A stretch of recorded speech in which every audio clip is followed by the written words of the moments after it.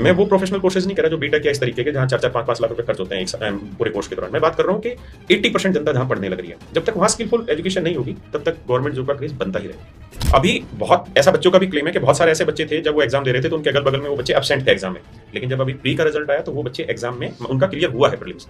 आप 500 सवाल ठीक नहीं बना पा रहे हैं और आपका कोई काम सिक्योरिटी देने का नहीं, कोई एडमिनिस्ट्रेशन करने का नहीं है, आपका सिर्फ एक ही काम है, एक प्रॉपर बोर्ड बनाया गया एग्जाम कंडक्ट कराने के लिए। तो ये तो बड़े शर्म की बात है। और अगर जरूरत पड़े तो सत्ता से टकराना, क्या यह भी एक भूमिका अब शिक्षकों को लेनी चाहिए, लेनी पड़ेगी, या आपको लगता है कि नहीं, हमें अपने आप को क्लासरूम तक, वर्गमूल और स्क्वायर्स तक सीमित रहे? और बातचीत शुरू करते हैं कि आपकी यात्रा, यह शिक्षक होने की यात्रा और इतना लोकप्रिय शिक्षक होने की यात्रा, इसके विषय में कुछ बताइए हमारे दर्शकों को।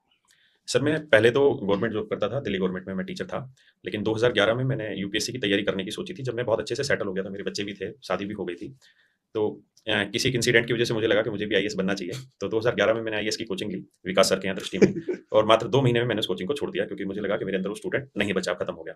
उसके बाद फिर ये सोचा कि वो जमा-जमाया सेटअप कैसे छोड़ें, अब वो छोड़ के आए हैं तो उसको वापसी कैसे जाएँ, तो फिर ये सोचा कि कॉम्पिटिशन को पढ़ाना ही शुरू करते हैं स्कूल के बाद। और उस समय एसएससी में एक एडवांस मैथ का पोर्शन अलग से आया था जो हम पढ़ाते ही थे, स्कूल में वही पढ़ाते थे।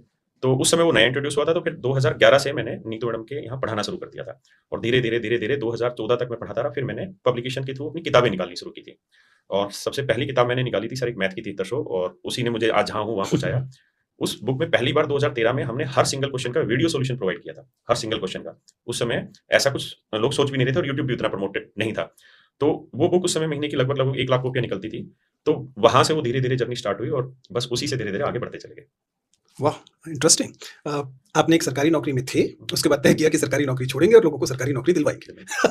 ये जो सरकारी